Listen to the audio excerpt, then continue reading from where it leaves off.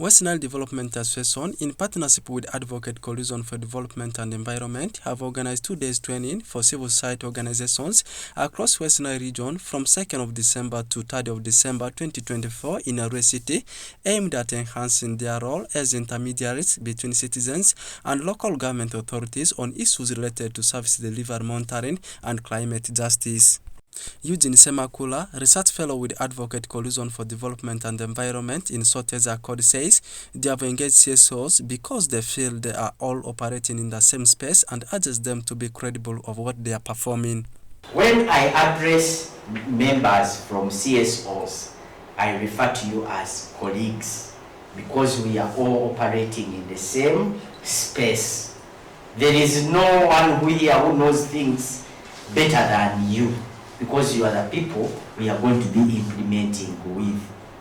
So you are going to be the people who the political leaders actually run to provide support, because you are now the people who are going to be in the know.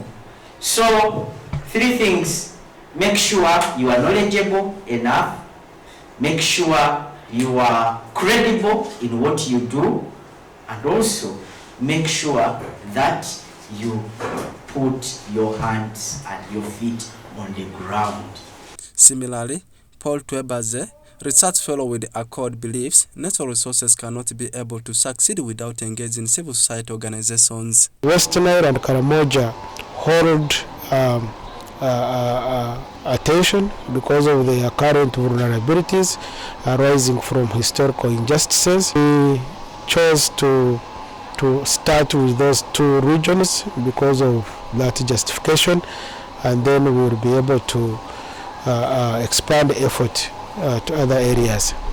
And we believe that natural resources governance cannot succeed if we don't involve the people in managing their own resources, because the resources, the natural resources, belong to the people.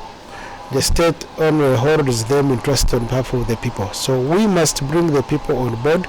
They must participate in making decisions. They must participate in making policies. And that is where the sustainability lies.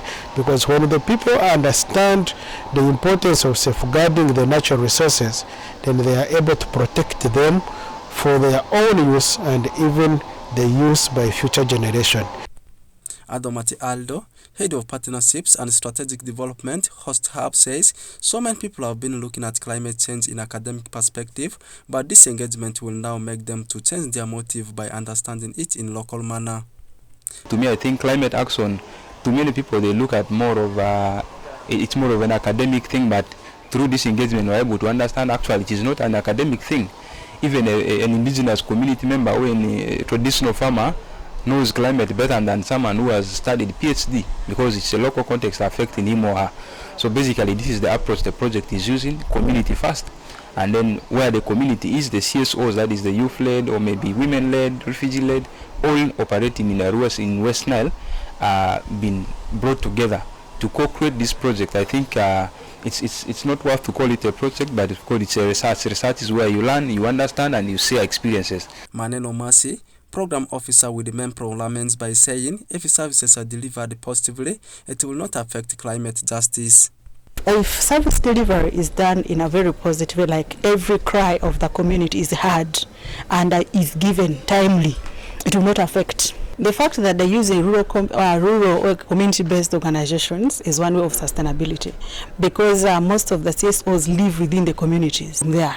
And the fact that we are not new into the issues that they're talking about today, you get it, it becomes easy for us to own. And because it's part of what we have been doing before, so it will remain as part of us. We will continue disseminating. And the fact that it's a project that is a continuous one, at least for 4 years. By that time, we would have already built also systems. This is a 4-year project implemented in West Nile and Karamoja, funded by Royal Danish Embassy, that basically seeks to strengthen civic engagement, service delivery monitoring, and climate justice in Uganda. Oraku Benson Pastore, West Nile Television Nilecast.